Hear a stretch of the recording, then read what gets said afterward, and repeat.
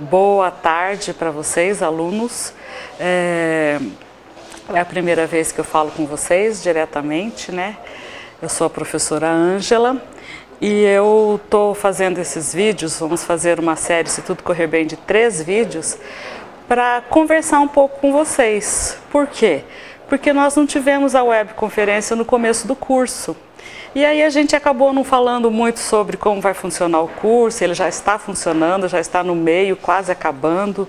E também tem alguns fóruns, como os fóruns da semana 3, 4 e 5, que ainda vai estar acontecendo agora essa semana, né, os 5, que eu quero comentar um pouco com vocês. Eu quero trabalhar um pouco a unidade 2 com vocês através desses vídeos, porque vocês estão sendo muito bem assessorados pela tutora à distância, Aline.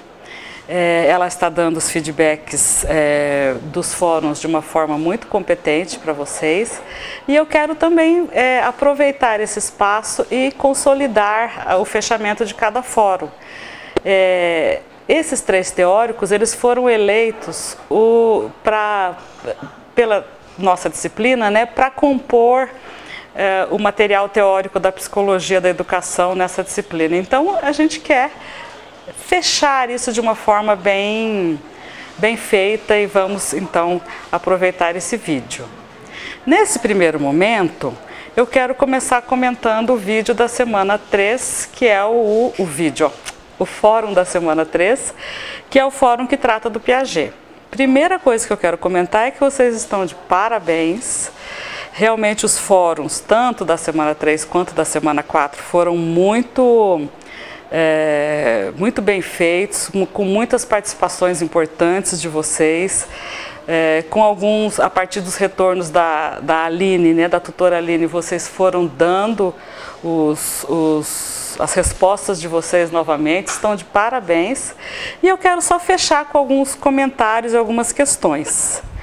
Primeira coisa que eu quero falar para vocês, quero começar lá quase no finalzinho do fórum da semana 3, e só para lembrar, né, gente, os 3 fóruns estão abertos, o da semana 3, da semana 4 e da semana 5, para que vocês vejam as notas que na época não deu para colocar na semana 3, então a Aline já colocou, vocês já podem acompanhar a situação de vocês nos fóruns, para que vocês consigam enxergar, né, essa composição dos 3 teóricos, Piaget, Vygotsky e Vallon, de uma mesma forma.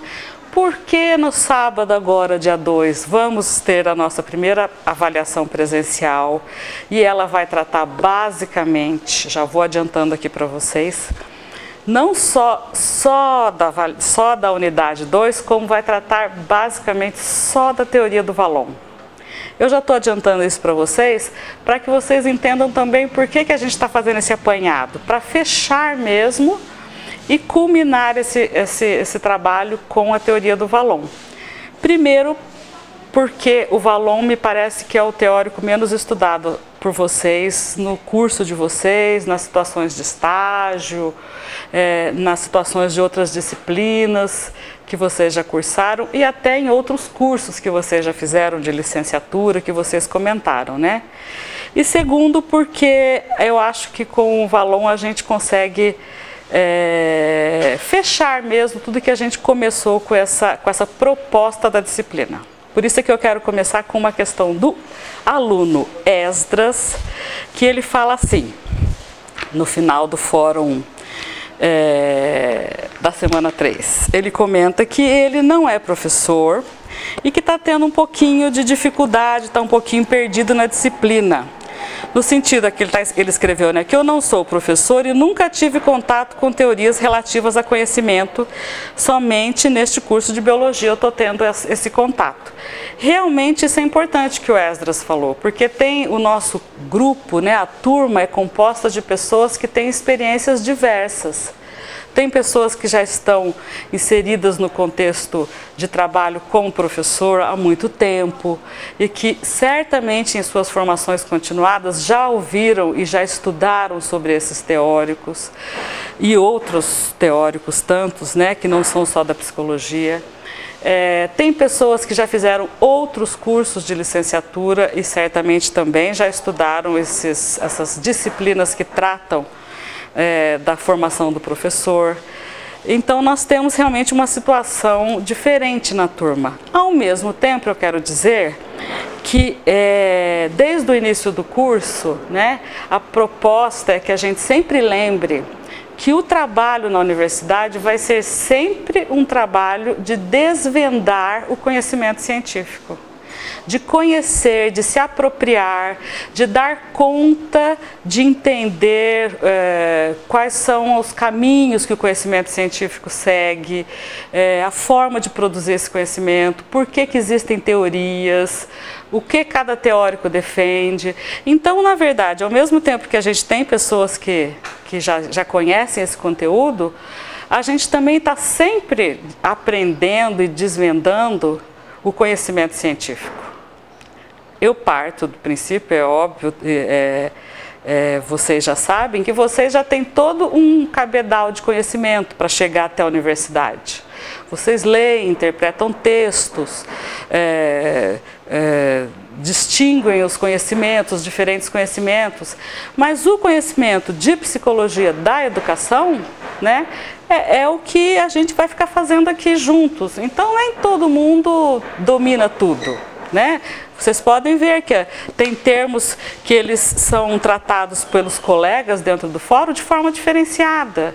Então, qual é a resposta certa? Se um respondeu que é uma coisa, outro respondeu que é outra. Por que não fez isso? Porque não está tão claro no texto, porque a gente está desvendando a teoria, porque a gente está buscando ali os principais conceitos ligados à educação a partir daquele teórico.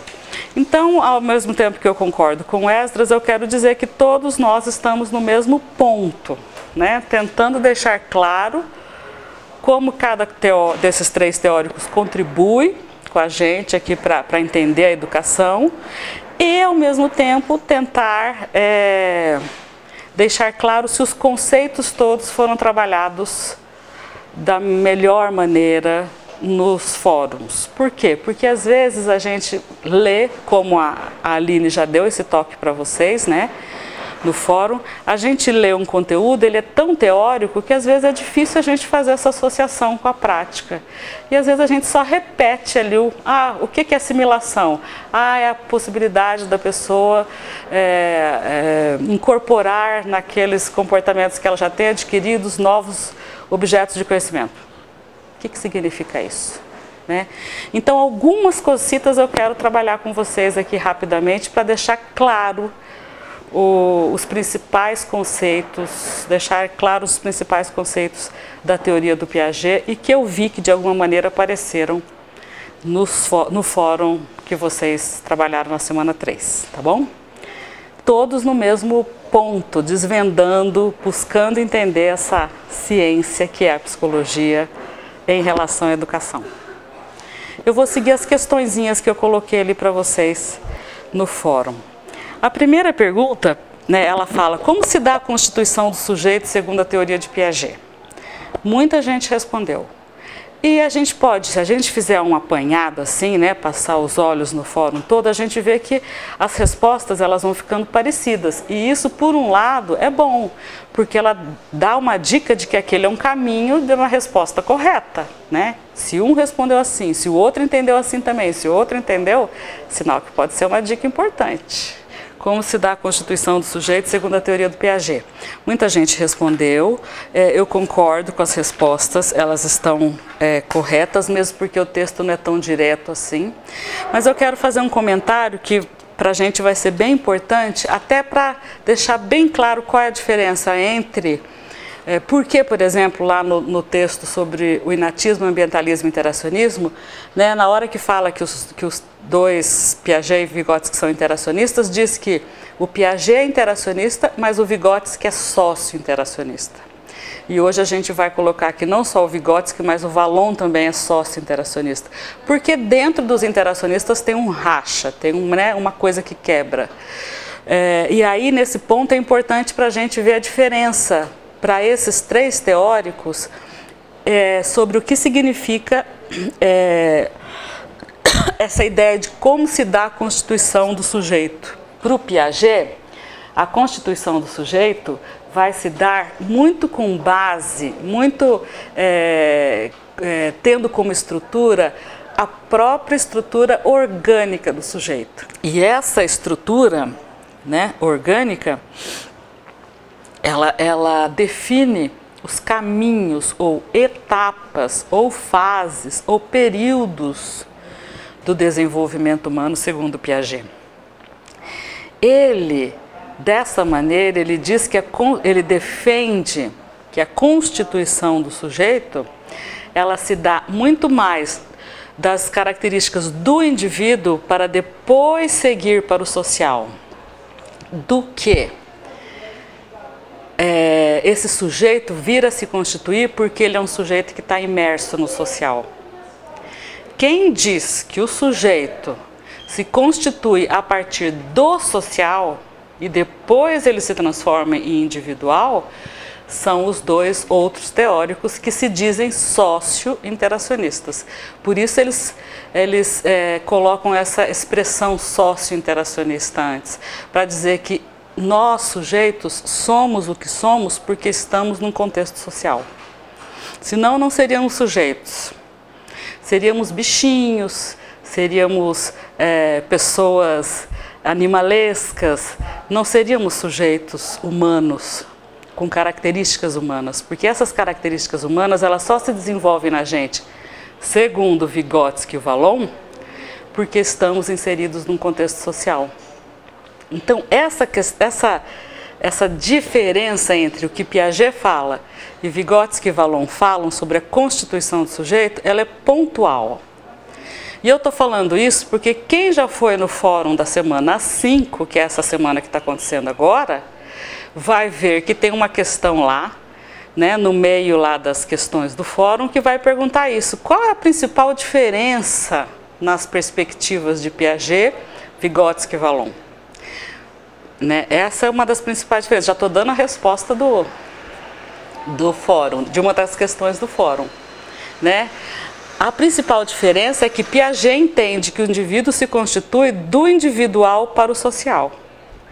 Quem comanda as características de constituição do sujeito, segundo Piaget, são os momentos de desenvolvimento dele, as etapas de desenvolvimento.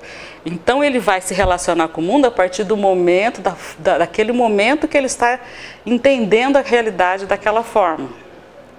Já Vygotsky e Vallon vão dizer o contrário. O sujeito vai ser o que ele for ser, porque ele está inserido num contexto social. E esse contexto é que vai dar o tom da sua forma de ser. As características que ele vai desenvolver, o que ele vai valorizar mais, os valores que ele vai desenvolver e etc. Tá bom? Essa é uma questão importante. Isso não ficou muito claro no texto, então é importante que a gente feche essa questão com essas informações. Vocês usaram os recursos que tinham no texto para responder, né? E agora eu complemento com essas ideias.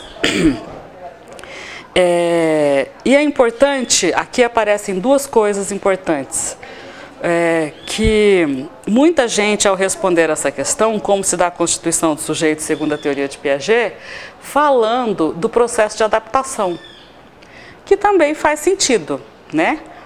Mas que é um outro tópico importante da teoria dele e que remete ao curso que vocês estão fazendo, ao conhecimento que vocês estão se tornando aí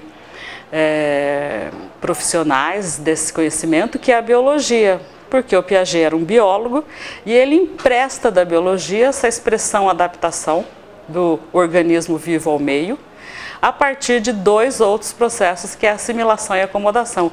Ele empresta essas expressões que vêm da biologia para explicar a adaptação psicológica do sujeito ao meio. né? E então já vamos esclarecer o que significa assimilação, o que significa acomodação. Vocês responderam bem, mas como a gente vê, acabou ficando muito teórico. Então vamos só esclarecer se ficou claro o que para algumas pessoas puseram de uma maneira um pouco mais clara.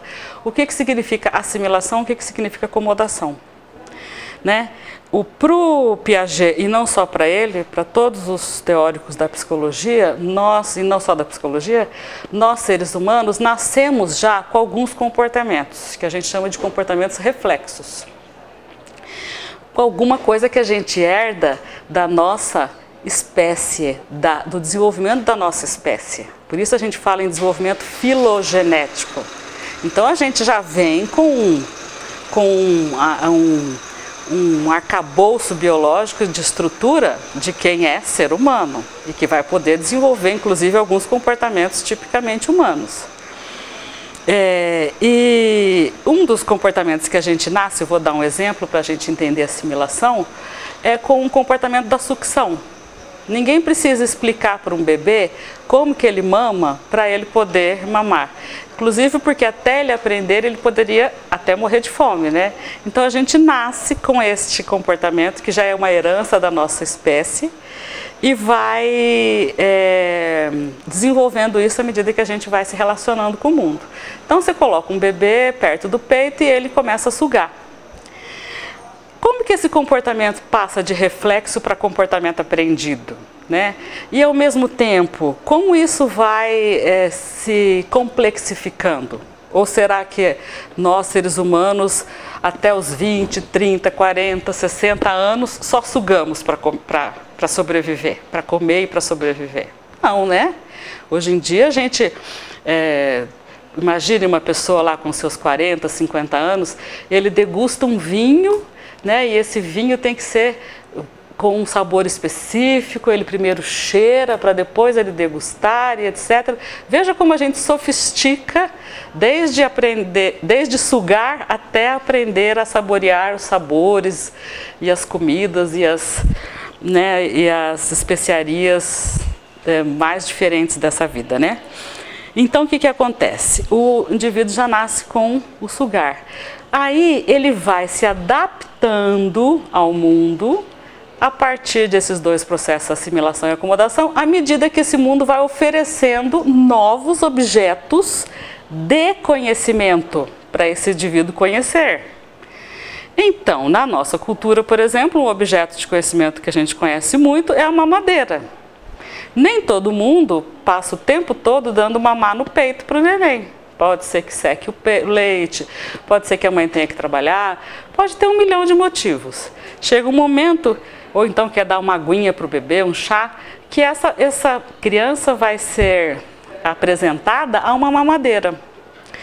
Como que essa criança vai então fazer para ela aprender, para ela conhecer, para ela dar conta desse novo objeto de conhecimento? Alguém vem e põe a mamadeira na boca dela. O que ela já tem, que ela já nasceu sabendo fazer? Sugar. Então a primeira coisa que ela faz, você põe na boca dela, ela suga. Dá certo? Dá certo, porque a mamadeira tem um formato muito parecido com o bico do peito. Então ela usa um comportamento que ela já tem, um esquema mental que ela já tem organizado, ela já sabe sugar, e se apropria de um novo objeto de conhecimento. Quando você já usa os instrumentos que você já tem, o comportamento que você já tem adquirido, para assimilar, olha o termo, um novo objeto de conhecimento, você está fazendo assimilação. Não precisou criar um novo comportamento. Você já usou aquele de sugar, só que agora você não suga mais o peito, você suga a mamadeira. É igualzinho? Não é. A mamadeira tem um bico maior, às vezes a criança engasga um pouco, ou o líquido é mais grosso, ou ela acha meio estranho o bico, a borracha. Não é exatamente idêntico, mas rapidamente acontece o processo de assimilação. Da mesma maneira, uma pessoa que sabe, por exemplo, andar de bicicleta. Só que ela tem aquela bicicletinha básica, que ela ganhou quando ela era criança, não sei o nome das bicicletas, mas talvez uma Caloi. E aí ela faz lá, vamos imaginar, 17 anos e ganha uma bicicleta de 10 marchas de aniversário. A bicicleta já é diferente, já tem que ficar meio assim deitado, que não é mais aquela bicicleta, né? Ela tem, eu não sei os nomes, tem um cano assim.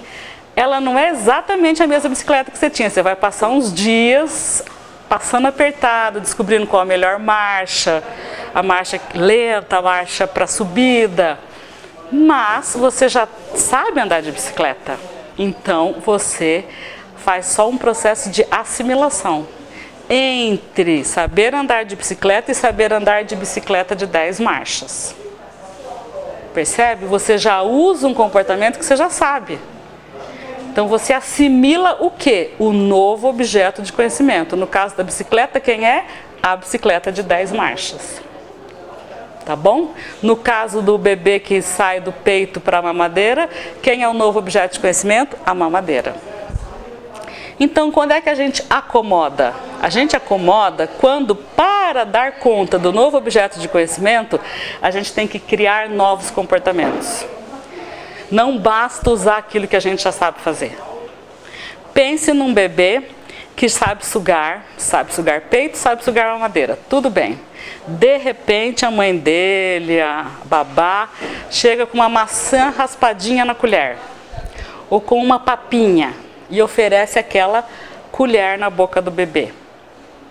E aí, será que para comer comida sólida, a gente, ainda não está muito sólida, mas está papinha assim, a gente dá conta de fazer isso sugando? E quando a gente dá na mão do bebê um pedaço de carne, será que a gente consegue mastigar um pedaço de carne, triturá-lo e fazer descer pela nossa garganta só sugando? Então essa criança vai aos poucos, e com a ajuda dos adultos, etc., ela vai aos poucos percebendo que sugar não é o suficiente para comer aquele outro tipo de comida. No começo ela até suga a colher, cospe, ela suga a carne no início, se for bem grandinha assim, né, para ela não engasgar. Mas ela não vai ser suficiente, ela vai descobrir aos poucos que ela pode mastigar. Mastigar é um comportamento novo, que ela ainda não tem, ela não nasceu com esse comportamento, ela tem que aprender. Quando ela aprende um novo comportamento para dar conta daquele objeto de conhecimento, quem é o objeto de conhecimento? A comida sólida. Aí ela acomoda. Acomodar significa ter que criar novos comportamentos, novos esquemas mentais que digam como que eu tenho que me comportar para aquela situação. Por exemplo, você ganhou uma bicicleta nova, você já sabia, já tinha uma bicicleta velha, ganhou uma bicicleta nova, usou aquilo que você já sabia, mas e quando você ganha, por exemplo, um carro? Né? Ou compra um carro? E nunca dirigiu antes. Basta usar os seus conhecimentos de quem sabe andar de bicicleta? Não, tem nada a ver. Basta usar os conhecimentos de quem sabe andar? Não, carro é outra coisa. Carro vai exigir que você use o recurso da acomodação, aprenda novos comportamentos. Que você vai ter que lidar com os pés, com os pedais, com a direção, com a velocidade. É outra coisa, então vai exigir o processo de acomodação, criação de novos comportamentos. Até que a gente chega e fala assim, aprendi a dirigir. Eu sei dirigir. O que é isso? Eu criei esses novos esquemas mentais, eu tenho aquele comportamento. Mesmo que eu mude depois de carro e compre um carro sem precisar mudar a marcha, por exemplo, né, com câmbio automático. Mas aí eu já sei dirigir, aí eu só assimilo. Eu só assimilo do carro que eu já sei dirigir, que antes eu trocava a marcha, para um carro que agora eu não preciso mais trocar marcha. Tudo bem? Bom, finalmente, rapidamente agora, só para a gente fechar, eu acho que essas duas questões elas eram as mais importantes. O termo construtivismo se refere à construção do quê? Do conhecimento. Ponto. A maioria respondeu isso. Tá certo. Quais são as etapas de constituição do psiquismo de acordo com a teoria de Piaget? Etapas da constituição do psiquismo. Fases, períodos, são aquelas que a maioria, com exceção talvez de uma pessoa só, responderam corretamente. Essas pessoas responderam, a maioria respondeu corretamente, que são a etapa sensório-motora, depois a etapa do pré-operacional, depois a etapa operatório concreta, depois a etapa do operatório formal. Um comentário apenas, o texto que eu dei para vocês não fala de todas as etapas. Muita gente terminou então com o operatório formal, inclusive até em negrito, para deixar claro que aquela informação veio de outro lugar. Isso é importante. Realmente o texto que eu passei para vocês, ele não tinha essa intenção de falar de todas as etapas, por isso que ele não apresenta todas. Pois as pessoas, pelo conhecimento que já tinha ou por uma pesquisa, colocaram todas as etapas.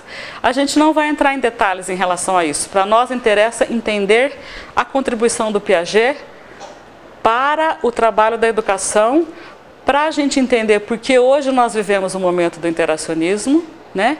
E para entender um pouco a diferença entre Piaget e Vygotsky e Vallon. Então a gente não vai entrar em detalhamento, a gente vai ter uma noção desses três teóricos. Para isso basta para a gente saber só os nomes das etapas, tá bom? E aí o texto termina, né? Fazendo uma comparação entre Piaget e Vygotsky, que foi falada na revista Nova Escola, já para provocar a diferença entre eles. E aí fala da importância do meio social nos processos cognitivos. Cognitivos por quê? O que significa cognitivo? Os processos de conhecimento, os processos de compreensão da realidade.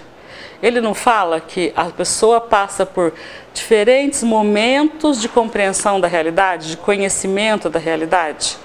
Passando de um conhecer de pôr na boca, né, sensório motor, de tocar, para um conhecer abstrato, como esse que a gente está fazendo aqui agora, falando sobre um conteúdo, né, e a gente está entendendo. Então essa próxima parte agora, que vai fazer essa comparação entre os dois e falar da importância do meio, a gente já vai passar para o Vygotsky, tá bom? Então a gente encerra por aqui e eu espero que deixando mais claro, cada vez mais claro, tudo que já foi tratado nos fóruns de maneira muito competente para vocês, parabéns. E eu espero que essas contribuições façam a gente entender um pouco como que isso modifica a nossa percepção do papel da escola e da educação. Uma pessoa, para construir o conhecimento, ela tem que agir sobre o objeto de conhecimento. Ninguém aprende a andar de bicicleta teoricamente. Ninguém aprende a mamar teoricamente. Aprende fazendo. E também os objetos de conhecimentos ditos, por exemplo, teóricos. Como que a gente vai entender o objeto de conhecimento da psicologia? Estudando, pensando em experiências práticas, lendo um texto, escrevendo e depois vem a professora e a tutora e dizem, olha esse termo que você falou, essa expressão, olha isso aqui, tá certo? Tudo isso é construir o conhecimento. Encerramos por aqui os comentários da semana 3, sobre o fórum da semana 3. Então, gente, o que eu quero comentar com vocês agora sobre a semana 4, sobre o fórum da semana 4. Está cada vez melhor, né? Os comentários, as participações estão muito bem, vocês estão de parabéns. Eu quero comentar algumas coisas que, como a gente não se falou diretamente, acho importante deixar claro. Perceberam que eu escrevo Vygotsky com 2 Is? E muita gente escreve Vygotsky com 2 Ys, com um Y, com um I. Um comentário rápido apenas sobre isso. Na verdade, como esse teórico, né, veio da Rússia para a gente e veio passando em diferentes momentos da história por caminhos diversos, então primeiro ele veio através das traduções americanas e hoje a gente já tem acesso a um material e até pesquisadores novos. Alguns pesquisadores dizem que o nome dele se escreve só com 2 Is, e eu sou da turma que acho que o nome dele só escreve com 2 Is, mas na verdade todas as formas de grafia são aceitas, mesmo porque na literatura tem todas as formas de grafia. Só um comentário. A segunda coisa que eu quero comentar com vocês, vamos nos basear novamente nas perguntas também, para eu fazer um comentário rápido sobre esse fórum com vocês. Como se dá a constituição do sujeito segundo a teoria do Vygotsky? É a mesma pergunta que foi feita sobre a teoria de Piaget. E eu quero partir, então, do final lá do comentário sobre o fórum do Piaget, que eu disse que lá na revista Nova Escola, tinha uma partezinha que eu coloquei lá para vocês no fórum, falando que o Piaget ele sofre duras críticas, né, por parte daqueles que são mais adeptos à teoria de Vygotsky ou de Vallon, no sentido de dizer que ele não valoriza tanto a participação do social na constituição do sujeito. Então, a resposta mais clara e mais objetiva para essa pergunta, como se dá a constituição do sujeito segundo a teoria do Vygotsky, vai ser: o sujeito se constitui socialmente. É na cultura, no contexto histórico-cultural, que o sujeito vai desenvolver as suas características psicológicas. Ou seja, nem todo sujeito vai desenvolver a mesma característica, vai depender do contexto que ele está vivendo. Nisso a gente pode perceber que tem coisas interessantes que o Vygotsky fala. Porque, por exemplo, será que a gente fala que as crianças ou os jovens de hoje são os mesmos do tempo, por exemplo, da minha juventude, que eu posso dizer isso, que eu tenho 49 anos? Eu digo que não. Eu digo, por exemplo, que uma coisa que eu não sou nativa, né, a gente usa essa expressão, é em relação às tecnologias digitais. Então, tudo que eu pego, eu tenho que aprender a fazer um celular, aí o celular vem com a tela nova, aí o computador eu tenho que inserir uma foto. Eu vivo chamando os mais novos para fazer isso para mim. Os mais novos que os mais novos ainda, né, que são talvez aqueles que hoje têm 16, 18, 15 anos, eles fazem isso com uma facilidade, porque a gente diz que eles são nativos. Nativos ou desse mundo tecnológico digitalizado, ou até, por exemplo, nativos da internet, né, que tem um pouco mais de 10 anos. Então imagine as pessoas com 10, 12 anos hoje, que elas nasceram num mundo que já tem internet. Isso que eu estou falando é o contexto social. O contexto social, segundo o Vygotsky, é que vai determinar as características mentais. Hoje um aluno, ele dá conta de ouvir sua aula, ter um fonezinho de ouvido aqui, mexer no computador dele e fazer mais umas 3 coisas. Isso dá uma irritação, pelo menos em algumas pessoas, por exemplo em mim, porque parece que vai estar prestando atenção em quê? Não quer dizer também que a gente tenha que deixar eles fazerem tudo que eles querem. Talvez em algumas aulas a gente tenha que colocar alguns limites. Ao mesmo tempo, é muito complicado a gente fazer com que as pessoas mais novas pensem exatamente como a gente pensa, ou se relacionem com o conhecimento como a gente se relaciona. Eu, por exemplo, para analisar bem feito mesmo o fórum de vocês, precisei imprimir o fórum. É a minha limitação, é a minha capacidade. Eu olho para a internet, eu leio, mas eu não presto tanta atenção assim. Eu presto mais atenção quando está no papel. Eu já treinei, eu passei a minha vida inteira usando papel. Agora fica complicado eu usar aquela tela porque ela tem um movimento, ela tem outras coisas que para mim ainda não fixam a minha atenção. Isso que eu desenvolvi psicologicamente, o tipo de concentração, a forma de aprender, as características de comportamento que eu tenho, elas foram construídas ao longo da minha vivência social. E não porque eu, Ângela, nasci mais atenta para isso, menos atenta para aquilo, melhor para isso, melhor para aquilo. Eu posso sim nascer com habilidades potenciais, mas elas vão ser desenvolvidas de acordo com a experiência que eu tive. Os alunos de hoje, os jovens de hoje, certamente terão habilidades diferenciadas em relação à minha. Para Vygotsky não são melhores nem piores. Eles são mais inteligentes que a gente, eles são mais espertos. Não, eles são diferentes. Porque os estímulos sociais são diferentes. então desenvolvem capacidades diferentes. Por exemplo, uma capacidade, dar conta de ter atenção a diferentes estímulos ao mesmo tempo. Música, som, rádio, iPhone, dando risada, respondendo uma coisa para uma pessoa e ouvindo você. Né? E ao mesmo tempo outras pessoas têm outras características de comportamento. Isso é que interessa, não interessa que é melhor ou que é pior, é diferente. Imagine uma pessoa que nasceu na idade de Cristo. Quais eram os instrumentos simbólicos que eles tinham? Isso é que é o instrumento do social, é aquilo que é usado socialmente. Hoje o instrumento mais importante, ou pelo menos de uma grande referência que a gente pode dizer, é o computador. A internet, é o acesso ao mundo virtual. Isso é um instrumento social que determina como que eu vou entender a realidade.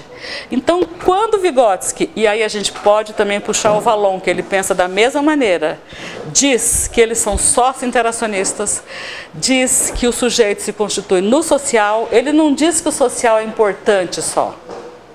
É importante, é muito pouco. Ele diz que o social determina o que você vai desenvolver da sua capacidade mental. Imagine uma pessoa criada num lugar onde teve muita ameaça, onde teve muita punição, onde teve muitas situações de medo. Como que essa pessoa vai se desenvolver? Ela vai se desenvolver uma pessoa, talvez, não é obrigada, né? Tímida, com medo de se manifestar. Mesmo que ela se desenvolva ao contrário, uma pessoa reativa, não, agora eu vou gritar, eu vou reclamar, porque eu fui muito punida, eu fui muito cerceada, sempre o motivo que levou ela a desenvolver aquilo foi o contexto social, independente da reação que o sujeito vai ter, certo? O que para o Vygotsky e para o Vallon são pontuais você vai ser aquilo que o seu contexto social te ensinou a ser. Não necessariamente o resultado igual, mas aquilo que você vai reagir sobre o que aquele pessoal te ensinou a ser. Por isso que o Vygotsky diz assim, você vai viver uma experiência primeiro no interpessoal, entre as pessoas. E depois você vai internalizar aquilo para o intrapsíquico. Nessa passagem, você não é obrigado a ser igualzinho te ensinar a ser. Você pode, por exemplo, ser o oposto. Justamente porque aquele lugar que você vivia era tão estranho para você que você quer ser diferente. Né? Por exemplo, uma experiência muito minha. Eu sou de família italiana. E na minha infância eu enxergo assim, cenas que eram muita gente na família comendo em volta da mesa e falando. Muita comida, muitas pessoas. Eu gostava disso. Acontece que, por acaso, eu acabei ficando uma pessoa mais introspectiva. Eu não gosto de muita falação. Quando começa muita discussão, muita gente falando ao mesmo tempo, me irrita. Né? Então, eu não precisei ficar idêntico à minha família. Eu não preciso ser aquela pessoa que repete exatamente o que eu vivi. Eu fiz exatamente o contrário. Excesso de falação quebra minha concentração. Né? Então, o processo de ressignificação daquela experiência fez com que eu quisesse o oposto. Né? Gosto de momentos que eu tenho com a minha família ou sociais que eu vá, mas eu gosto de momentos mais silenciosos, uma conversa mais a dois, uma coisa que dê para dialogar e que não tenha 1000 falas ao mesmo tempo. Outra pergunta. Essa pergunta é fundamental, essa que eu acabei de falar. E também está lá no fórum da semana 5, nessa semana que começou agora. Qual a diferença entre Piaget e Vygotsky? E Vallon, né? Colocando sempre o Vygotsky e o Vallon no mesmo grupo. Essa é uma diferença fundamental, tá? Tem uma questão lá que diz que os três, tem um ponto, eu estou dando as respostas todas do fórum da semana 5. Tem uma questão lá que diz assim, que os três podem ser considerados psicogenéticos. Esse é um ponto de confluência, é verdade, os três têm esse ponto em comum, os três são psicogenéticos. A expressão psicogenético aqui vai significar exatamente aquilo que está no comecinho do texto lá sobre o Piaget. Genético no sentido de gênese, de início, de evolução de um processo. Que processo? Psicogenético. Gênese, origem e evolução do quê? Da psique, do psiquismo humano. Disso que eles três quiseram estudar. Como que se origina, o Piaget chamou de conhecimento, o Vygotsky chama de cognição e o Vallon chama de a pessoa completa. Como se constitui esse sujeito? Como se origina esse psiquismo e nós nos tornamos humanos como nós somos e não somos, por exemplo, animais, não ficamos assim só reagindo ao que o mundo fala para a gente aprende uma linguagem, a gente aprende os significados dessa linguagem, a gente dá sentido a essa vida que a gente tem imagens, signos, símbolos para o trânsito, leituras, textos, várias línguas, a gente tem muita coisa que é próprio do humano. Por que devemos falar em interação entre sujeito e conhecimento, né? No caso aqui do Vygotsky.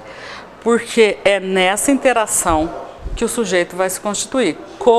Se ele é um sujeito social, ele vai se constituir como sujeito? Se ele interagir com o mundo social, que é cheio de conhecimentos acumulados culturalmente, né? Imagine uma criança chegando no mundo, né? Ou a gente mesmo chegando num ambiente, numa sala, num lugar. Veja a quantidade de informações que tem, por exemplo, numa sala de aula. Ela tem cadeira. Cadeira já é um conceito e ao mesmo tempo é um objeto. É alguma coisa que a gente usa para sentar, é feita de material. Como esse material se transformou naquilo? Por exemplo, plástico, por exemplo, madeira, tecido. Houve toda uma descoberta, uma acumulação de conhecimento da humanidade para a gente chegar ao que a gente tem hoje, né? Imagine um ser humano chegando, né, no planeta Terra que já tem carro, que já tem avião. Toda a história de acúmulo de conhecimento da humanidade, para esse sujeito que chega aqui, ela já está sendo contada a cada objeto apresentado, a cada informação, a uma caneta que você dê na mão de uma criança, ela risca e sai um desenho, né? Então, todas essas informações, elas são conhecimento. Para isso, o sujeito tem que interagir com o conhecimento, né? Ele vai interagir com aquilo que o contexto cultural histórico que ele vive vai apresentar para ele, né? Agora, esse conhecimento, ele vem purinho, ele vem assim, tá, o conhecimento está aqui, o sujeito está aqui, deixa rolar que eles vão se relacionar? Segundo Vygotsky, não, né?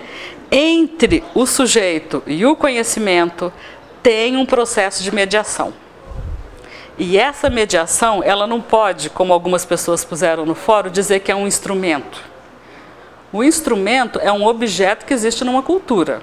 Por exemplo, o computador hoje é um instrumento super importante para todos nós. Talvez até mais importante, não sei se mais, mas enfim, é o celular. O celular é um instrumento social importantíssimo. Todo mundo, ou muita gente, né? Todo mundo é modo de dizer, quer ter agora um iPhone, não basta ter um celular, né? A gente está sempre, esses instrumentos sociais, eles são muito valorosos socialmente para a gente. Então, instrumento é isso. Agora, mediação é um processo que existe entre o sujeito e o conhecimento que ele vai adquirir. Então, a mediação, a pergunta é, o termo mediação se refere à mediação entre o quê? A pergunta ficou meio ruinzinha, né? Mas enfim, entre o quê? Entre o sujeito e o conhecimento culturalmente acumulado, né? Isso que é mediação, o que está aqui no meio. Quem faz a mediação? Pessoas. Não só pessoas, às vezes o próprio instrumento ele é autoexplicativo. Então a mediação pode ter sido feita por uma pessoa, por exemplo, quando ela escreveu uma forma de usar aquilo. Foi uma pessoa, mas ela deixou aquilo, ela não precisou estar lá pessoalmente para te ensinar, ela deixou aquilo em forma de explicação para você e você leu e aprendeu a mexer, por exemplo. Vamos pegar o próprio celular, né? Você pega o manual de instrução, vai lendo Quem fez aquilo? Uma pessoa. Mas ela explicou como você deve usar. Então, quem vai fazer a mediação ali? O manual. O manual é o mediador entre o sujeito e o conhecimento. Qual é o conhecimento? Saber mexer no celular. Conhecer, dar conta de usar o celular. Eu tenho que conhecer esse celular para poder usar. Como é que eu faço? Onde que eu clico? Só que a gente às vezes, né, eu pelo menos, não leio o manual, tenho preguiça. Aí daqui que eu falo, pergunto para um mais novo que está perto de mim, como é que eu faço para ligar esse celular? Alguém fala, bate na tela. Ah, na tela, é diferente esse. Né? Então eu estou aprendendo. Quem está fazendo a mediação nesse caso? O outro mais competente. O outro mais competente não precisa ser mais velho. No caso das tecnologias, ao contrário do que a gente antes dizia, o mais competente não é o mais velho, é o mais novo. É o mais novo que ensina os mais velhos a mexer na tecnologia atual. Né? Então o outro é mais competente, não necessariamente mais velho e nem mais vivido. Certo? Talvez mais vivido naquele objeto, com aquele objeto de conhecimento.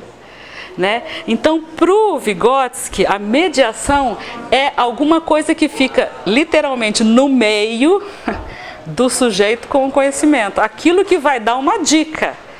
Veja uma coisa bem mais simples. Uma criança que chega aqui e pega esse copo d'água. O copo estava aqui em cima da mesa, a criança vem e põe a mão. Eu digo para ela, tenha ou não água dentro do copo, eu digo, ah, você quer beber água? Ah, eu vou dar água para você. Vamos lá? A criança não, em princípio, não disse que queria beber água. Ela simplesmente pôs a mão no copo. O fato de eu dar significado àquela ação já é um processo de mediação. Com aquela simples fala, você quer beber água? Eu estou apresentando a linguagem para ela. Eu estou dizendo que socialmente copo foi feito na nossa cultura para beber líquidos, não precisa ser só água, né? Mas para beber água, por exemplo, e outros líquidos. Que uma pessoa que põe a mão num copo é sinal que ela está interessada em beber água. Veja o tanto de informações que eu dou com a linguagem falada, principalmente falada para o Vygotsky, sobre aquele comportamento, aquele objeto e aquela ação daquela criança. Porque o conhecimento ele vai ser tudo, ele vai ser o comportamento que você manifesta. Se uma criança tem um comportamento e você fala muito bem, parabéns, que bonitinho, que caderno mais lindo. E o outro vem e você fala, fulano, mas vou falar, hein? Esse seu caderno dá vontade de chorar. Tudo isso aqui é mediação. É mediação entre o sujeito e o conhecimento que ele está tendo, por exemplo, sobre ele mesmo. Eu sou organizado, eu sou maravilhoso, eu sou bom, para aquele que você elogiou o caderno. Para o outro, eu sou um erro mesmo da natureza, não sirvo para nada, fiz com o maior carinho esse trabalho aqui, o professor chegou, a primeira coisa que ele viu foi meu caderno. Né? Então a gente vai começar a perceber, mais do que simplesmente o social é importante, é que a gente determina a relação e a construção do sujeito com o conhecimento. Ele vai construir uma noção sobre ele, sobre a capacidade dele, por exemplo, aqui no caso do caderno, né, do elogio e sobre as possibilidades, a partir do quê? Do que um adulto disse para ele. Né? Então essas coisas são importantes não só para dizer que o social é importante, mas para dizer que o social determina aquilo que eu vou perceber sobre mim mesmo, que eu vou desenvolver como valor de vida e etc. Também um professor pode pensar assim, mas se for assim, o aluno já veio lá da casa dele e ele já veio com uma história de vida tão complicada, então não vou fazer nada, porque ele já veio determinado pelo social. Lembre-se, você também é o social dele em 5 horas, por exemplo, diárias, em 1 hora diária, em todos os dias na escola como modelo, andando, passando. Então, a gente pensa que o sujeito já está determinado, mas a gente tem uma função importantíssima e determinante para aquele sujeito, porque ele pode passar 15 horas na casa dele, mas ele passa um tempo na escola, e a escola é uma referência. Se pelo menos ela tiver essa ideia, a escola desenvolver essa noção da capacidade que ela tem de desenvolver algumas habilidades no sujeito, algumas é melhor do que nenhuma, né? Algumas vai concorrer com aquilo que ele vê no outro ambiente dele, né? Agora, será que a minha fala reforça que ele é um sujeito que não vai dar certo mesmo, que ele não tem paciência, que ele não é inteligente, que ele não... Ou a minha fala abre a possibilidade para que aquele sujeito descubra novas potencialidades dentro dele? Só mais duas coisinhas e a gente vai terminar. Tem uma fala aqui na última fala do fórum do Vygotsky, que se eu não me engano é a última participação. Nós professores, que está dizendo assim, o finalzinho da participação de um dos alunos, né? Nós professores somos responsáveis pelo sucesso da aprendizagem do nosso aluno. Eu não diria isso com tanta ênfase. Nós nós podemos determinar muito dos valores, muitos das percepções, muitas das compreensões de mundo que o aluno nosso vai ter. Agora, responsáveis pelo sucesso da aprendizagem dos nossos alunos seria muita responsabilidade. E também pode causar na gente uma sensação de frustração muito grande, porque a gente vai ver que os nossos alunos não vão necessariamente ter sucesso e a gente vai falar, puxa, fiz tudo errado. Se eu achar que eu sou responsável. Nós vivemos num contexto social e a escola não é a única coisa que vai influenciar a vida desse aluno, né? Agora, nós temos uma responsabilidade no sentido de que a gente tem um papel que também influencia a percepção desse aluno sobre a realidade. Nesse sentido, eu concordo. Outra coisa que eu quero falar rapidamente é que várias pessoas, inclusive o próprio aluno que encerra esse fórum, falaram dos níveis de desenvolvimento que está lá no texto e que também está sendo cobrado na semana 5. Deixar claro, gente, que zona de desenvolvimento proximal é um espaço entre uma coisa e outra. É uma distância entre uma coisa e outra. Entre um nível de desenvolvimento, vamos tirar a palavra nível, entre o desenvolvimento de um comportamento e o outro desenvolvimento de outro comportamento. Vamos tirar até a palavra desenvolvimento, entre um comportamento real e um comportamento potencial. É o espaço que existe entre o que você já dá conta de fazer e aquilo que você pode vir a fazer com a ajuda de outro. É esse espaço, essa distância. Quem faz essa mediação entre esse sujeito que já sabe fazer algumas coisas, mas não sabe fazer tudo, e aquele conhecimento que aquela pessoa, por exemplo, aquele professor, aquele livro, aquele filme tem? Quem faz essa mediação? As pessoas, os professores, a escola, os livros, os vídeos. Então, o sujeito já chega com uma quantidade de comportamentos. Todos nós, não precisa ser criança, já temos comportamentos reais, coisas que a gente já sabe fazer. E todos nós, não precisa ser só criança, podemos vir a fazer coisas se alguém ajudar a gente a fazer. No caso de vocês, alunos de psicologia da educação, nós acreditamos que vocês podem compreender melhor, um pouquinho melhor, sobre as teorias de Piaget, Vygotsky e Vallon, com a nossa mediação. Com a mediação da tutora Aline, da professora Ângela, dos textos, dos vídeos.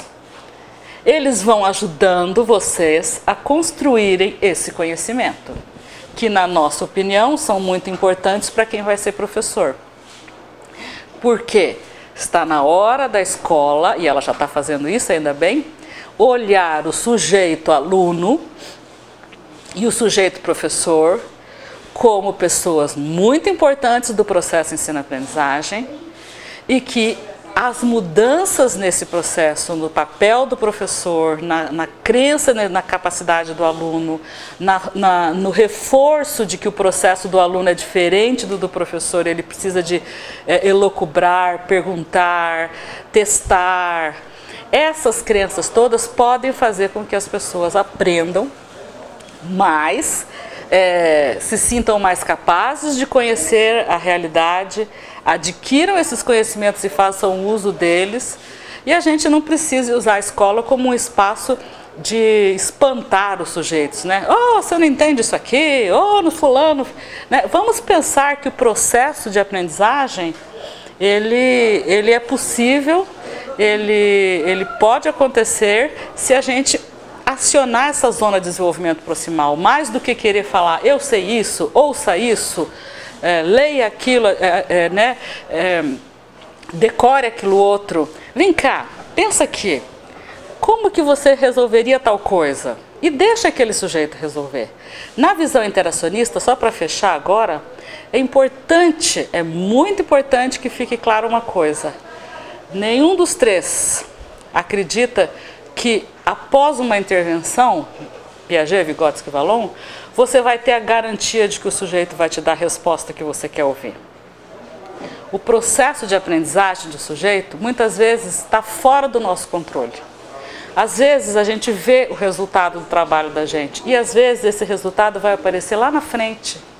Então a gente tem que acreditar que a gente está lançando uma luzinha, lançando uma situação que a pessoa vai ficar um pouco curiosa. Tem coisas que a gente está na escola, por exemplo, e a gente não entende na hora. Mas depois de um tempo a gente fala, puxa, agora eu estou entendendo o que aquele professor me falou. Então, acreditar que o papel da gente de mediação não tem uma resposta imediata. Ah, eu vou enxergar o sujeito adquirindo conhecimento, construindo o seu conhecimento, melhor falando. Não sei se eu vou ver tudo, mas eu tenho que entender que o meu papel é mediar, é apresentar o conhecimento, é criar situações que deixe o aluno curioso, que crie como dizem, vocês disseram aqui no fórum, que acione a zona de desenvolvimento proximal. Que não fique naquela situação que o aluno já sabe fazer aquilo. Quando os alunos dão muito trabalho na escola, um sinal pode ser que eles já estão cansados de fazer aquilo porque eles já sabem fazer aquilo. Copiar a coisa do quadro. Então vamos criar situações que ele seja instigado. Ele acione a zona de desenvolvimento profissional, ele venha a começar a desenvolver comportamentos que são ainda potenciais. Pode ser que eu não veja aquele comportamento se transformar em real, porque em um semestre, em uma aula, às vezes eu não vejo, mas eu acionei, eu criei, né? Vocês mesmos disseram aqui, eu dei um empurrão, eu criei a situação para que ele comece a se abrir para o mundo, tá bom? Eu acho que dá para a gente ficar por aqui, porque também senão vai ficar muito, né, comprido. E agora eu quero falar só um pouquinho rapidamente sobre a avaliação que vai acontecer no sábado e sobre a teoria do Vallon, para a gente encerrar. Pode ser? Já posso ir direto, né? Então vamos lá, para a última parte, que é o seguinte: essa semana que nós estamos aqui agora, ela vai encerrar agora no sábado. Vocês vão estar recebendo esses vídeos agora na quinta, na sexta, bem em cima da aula, mas enfim, acho que dá ainda tempo de vocês irem se organizando. E a gente vai pedir na última avaliação somente o conteúdo da teoria do Vallon. E apenas explorando as principais ideias do Vallon. O Vallon, ele vem para, parece que, no meu entendimento, completar um pouco mais essa noção que o Vygotsky já vem trazendo sobre esse sujeito que se constitui no social, certo? Então ele traz uma dimensão do social que é a dimensão afetiva, ele traz uma dimensão que é a dimensão física, ele traz a dimensão do contexto social propriamente dito, do contexto psicológico, ele complexifica um pouco mais toda essa discussão. E isso para a gente é importante. Então ele vai dizer, olha, o espaço de construção, o espaço social que o sujeito se constrói, ele tem várias nuances. Esses exemplos que eu já estou dando, de aceitação do aluno, de estabelecer algumas situações afetivas, de nós lembrarmos que algumas situações físicas da escola, às vezes, interferem no desenvolvimento. E eu tenho que fazer, então, uma leitura de tal maneira que eu não jogue toda a responsabilidade no aluno, mas que eu entenda que talvez aquele espaço é muito quente, que aquele espaço é muito barulhento, e que eu saiba equacionar todas essas situações em relação à análise da situação, por exemplo, do processo ensino-aprendizagem, e que eu não fique achando que é só o aluno que é um problema, por exemplo, ou só eu que não sei dar aula, né?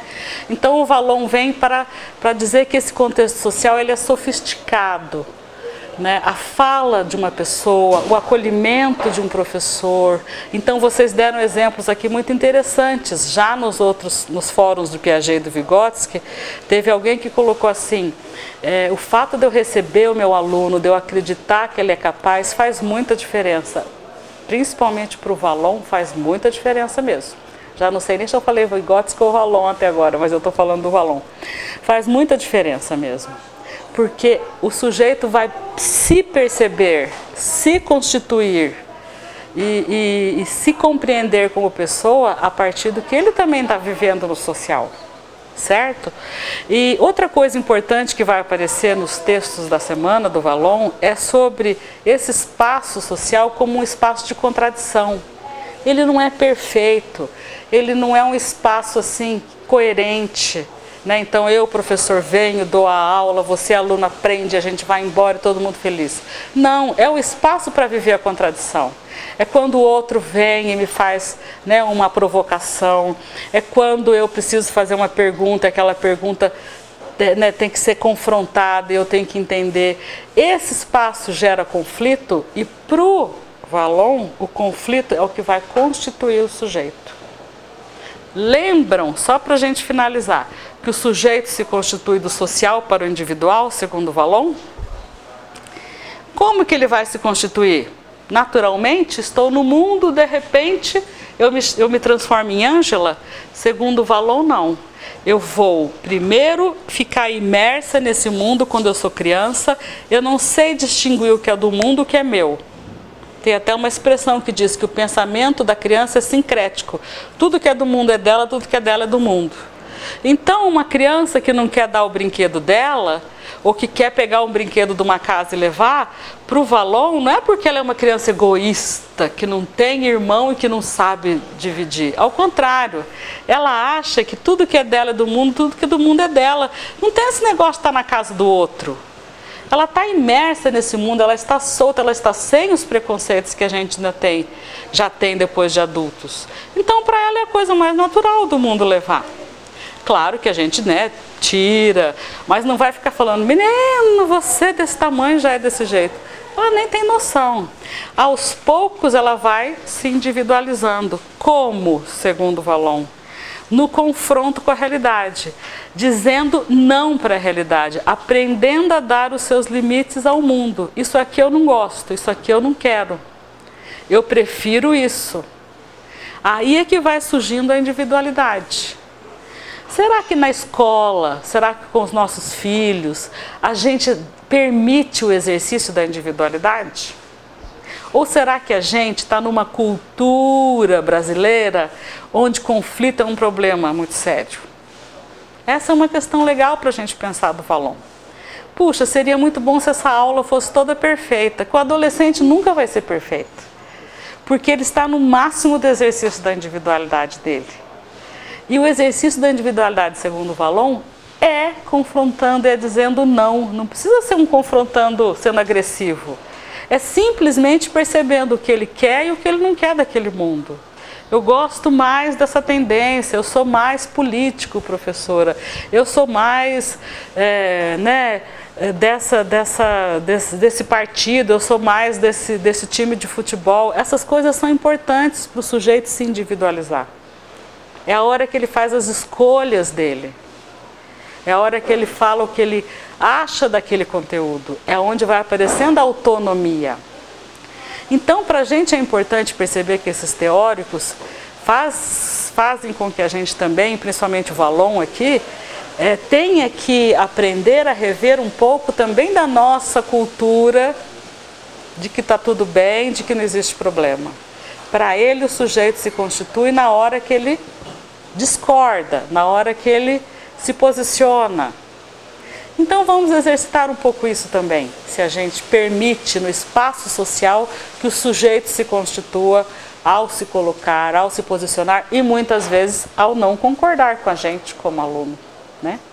Dizer não gosto dessa psicologia aí não, muito chata, muito cansativa.